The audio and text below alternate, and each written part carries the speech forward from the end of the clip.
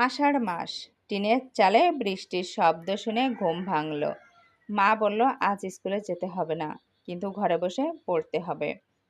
পড়ার জন্য বই খুলে রেখে খাতার পৃষ্ঠা ছিঁড়ে বানালাম কাগজের নৌকা। সেই নৌকা রং করা হলো, আমারটা লাল, ভাইয়েরটা নীল। আমরা জানি আশপাশের বাড়ির সব ছেলেপেলেরা আজ নৌকা বানাবে।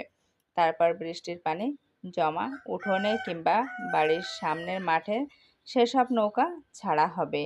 পিছন থেকে ঠেলা দেওয়া হবে নৌকাগুলো, আর প্রতিযোগিতা হবে যে কার নৌকাটা আগে যায় এবং কত দূর যায়। নৌকা ভাসানোর পর আমাদের ভাসার পালা। দল বেঁধে পুকুরে লাফ দেয়া। বৃষ্টির পানি পড়ে পুকুরের পানি হিমশীতল হয়ে গেছে।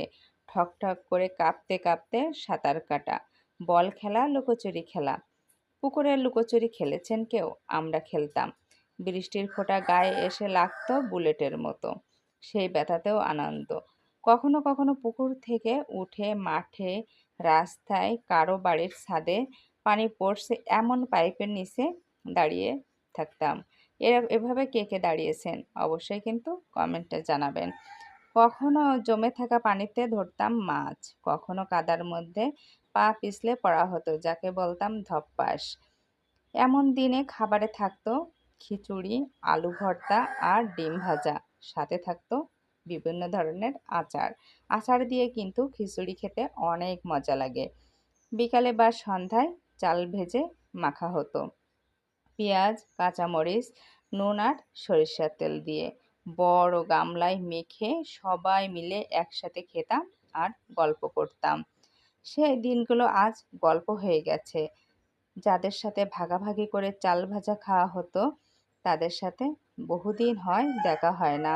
যাদের সাথে প্রতিযোগিতা করে নৌকা ভাসানো হতো, মাছ ধরা হতো, পুকুরে লুকোচুরি খেলা হতো, বৃষ্টিতে ভেজা হতো, তাদের সাথে এখন আর তেমন যোগাযোগও নাই।